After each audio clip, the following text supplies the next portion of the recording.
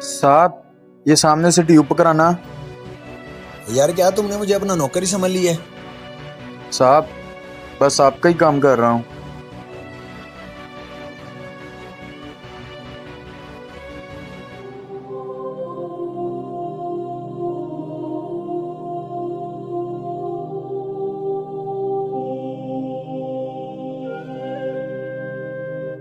ये लें साहब, हो गई ट्यूब चेंज।